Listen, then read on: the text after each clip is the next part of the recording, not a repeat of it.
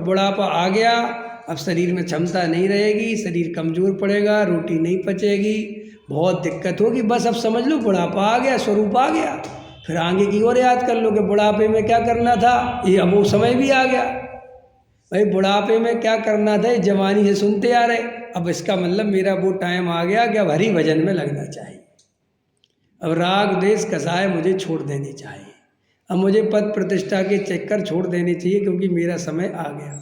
अभी देखो हमारे मित्र हैं विवेक जी पड़ावा में, अभी गया था मैं, अप्रैल में ही तो गया था पड़ावा, समझ में। और अभी वो उनके पिताजी कल शांत हो गए, समझ में आया कि नहीं आया, स्वर्गवास हो गया उनका।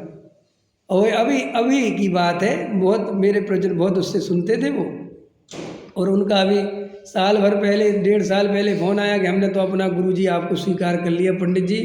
जब उनका बेटा शास्त्री है और मेरा सीनियर है, तो बोले हमने तो बस आपको अपना गुरुजी मान लिया, अब हमें आपके दर्शन करने हैं। तो वो 1.5-2 साल लगे रहे पड़ावा बुलाने के लिए, मैं जा नहीं पाया। फिर मैं अप्रैल में गया था 3 दिन के लिए, तो वो बहुत प्रसन्न रहे। और बहुत बीमार थोड़े रहते थे, हल्के फुल्के, ज़्यादा उम्र नहीं थी, 67 साल के होंगे, 66-67 साल के, समझ में आया। और कह लगे पंडित जी अब आप जल्दी आना। तो मैं उनसे उस समय कह के आया था, देखो संयोग की बात, ये देखो बाबूजी मैं क्या पता कब आऊँगा कि नहीं आऊँगा, और मेरे आने के पहले क्या पता द्वारा आप चले जाओ संसार से। आप समाधि मण की तैयारी करो, आप ये सब विकल्प छोड़ो, शिविरों के इसके उसके, आपकी मुझे तबीयत ऐसी ठीक नहीं लगती ज़्यादा, आप तो समाधि मण की तैयारी करो, विकल्प छोड़ दो। और उनको कुछ विधियाँ समझा के आया था, समझ में गया, अब तो ये करो काम। तो मेरे और चले गए भी। मेरा कहने का तात्पर्य है कि संसार में जब आप बुढ़ापे में कदम रख दो, तो ये आप भगवान का, प्रभु का जो भी समझ लो धन्यवाद दो कि बहुत उम्र मिल गई, समझ में आया। और मैंने इतनी उम्र जी ली और सब संसार देख लिया, और अब बिल्कुल लास्ट स्टेज पे आ गया। अगर अब भी मैंने आत्मा का अनुभव नहीं किया तो मेरे से बड़ा मूर्ख कोई नहीं है। क्योंकि निरोगी काया घर में माया, कुलवंती नारी, पुत्र आज्ञाकारी, सबरे घर परिवार सही हैं, और शांति से यहाँ तक आ गया। अब मुझे सब चीज़ों का लालच छोड़ देना चाहिए, और अब मुझे वानप्रस्थ आश्रम में प्रवेश करना चाहिए। कौन से आश्रम में प्रवेश करो? ये वानप्रस्थ आश्रम समझते हो ना तुम लोग? हाँ, अभी अरविंद जी तुम्हारा समय नहीं आया, जब उदक की शादी कर दोगे बस सेन जी का समय आ गया। इंजीनियर साहब आपका है, देवेंद्र जी आपका, राजेश जी आपका है, आप लोगों का पिता, हमारे पिताजी आपका भी है, समझ में आया।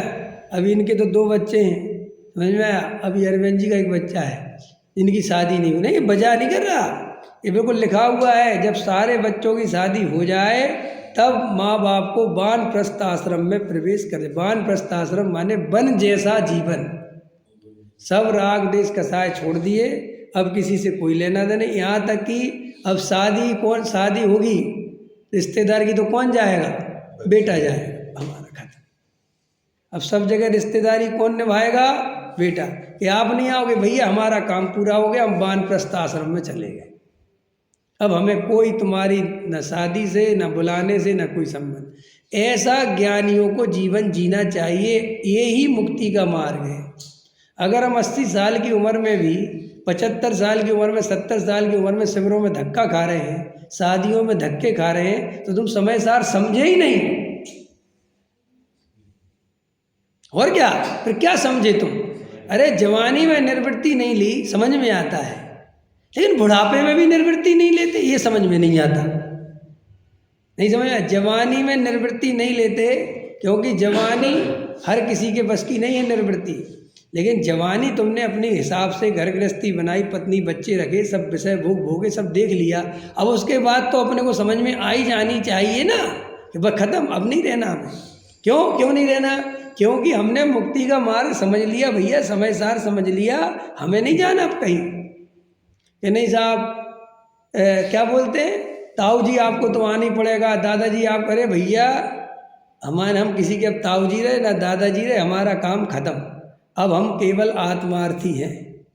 अब हमारा एक ही प्रयोजन है, ओनली आत्मा की दृष्टि, ओनली आत्मा का अनुभव। अब हमारा सब जगह आना जाना, मतलब ये 65 साल की उम्र में, 60 साल की उम्र में अंदर से आपको अगर सच्चे साधक हो अगर आपने स्वाध्याय किया है और आत्मा का कल्याण करना है तो प्रत्येक मुमुक्षु का कर्तव्य है कि उसे 60-65 साल की उम्र में वैसी निवृत्ति नहीं, रिश्तेदारों से, पद प्रतिष्ठाओं से, आने जाने से निवृत्ति ले लेनी चाहिए और आत्म आराधना में लगना चाहिए, क्योंकि ये भव अब जाने वाला है। अब अंत दीपक है। क्या है? अंतिम दीपक की लो हद, अंतिम की लो है, बस अब थोड़ी देर फड़फड़ाएगी और बस बुझने वाली है। अब उतने फड़फड़ाने में अगर आत्मा देख लो तो बेटा देख लो, न फिर कहे, क्योंकि जवानी नींद भर सोया और बुढ़ापा देख के रोया नहीं, बुढ़ापा देख के अब आत्मा को देखा। तुम ऐसा करो कि हमने जवानी खो दी, लेकिन इतने मूर्ख नहीं कि बुढ़ापा भी खो दें। समझ में आया? और फिर तुमने आखिर जवानी में भी तो समय सार समझा है, तुमने कोई बुढ़ापे में आके थोड़ी समझा है। जवानी में जोड़ा हुआ पैसा आदमी बुढ़ापे में भोगता है, लोक में ऐसा सिस्टम है कि नहीं? ऐसे ही जवानी में समझा हुआ समय सार बुढ़ापे में आके भोग लो बेटा। अब आत्मा का अनुभव कर लो। आत्मा का अनुभव करना माने समय सार भोगना। समझ में आया कि नहीं आया? और समय सार सुनना पढ़ना, ये समय सार का ज्ञान है, ये समय सार को जोड़ना है। और अनुभव करना माने समय सार को, तो दुर्लभ है वे जो भोगते भी हैं और जोड़ते भी हैं।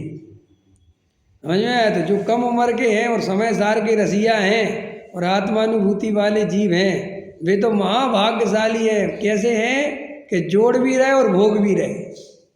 अब तुम्हें कम से कम बुढ़ापे में, जवानी में जोड़ने का अवसर मिला, भोगने का नहीं मिला, तो बुढ़ापे में तो कम से कम भोगो। आया समझ में कि नहीं? तो अपन बहुत गहराई से इस आत्मा का अनुभव करने का प्रयास करेंगे तो अपने को बहुत आनंद आएगा। भाई सब कसाय का त्याग कर दो, आयु कर्म थोड़ा है, जीवन थोड़ा शेष है, कोई काम आने वाला नहीं। राग द्वेष कसाय से केवल बंद हो रहा है, अनंत दुख का बंद हो रहा है। आत्मा का अनुभव करेंगे तो इन बंधनों से छूट जाएंगे, मुक्ति को प्राप्त करेंगे। और अगर ये बंधनों में लगे रहे, विषय कसाय में लगे रहे, तो ये बहुत जाते ही कुगति मरण हो जाएगा और 4 गति के दुख प्रारंभ हो जाएंगे। तो हम सब गहराई से आत्मा की अनुभूति करें, आत्मा की श्रद्धा, आत्मा का ज्ञान और अपने स्वरूप की स्थिरता करें। यही सच्चा धर्म है।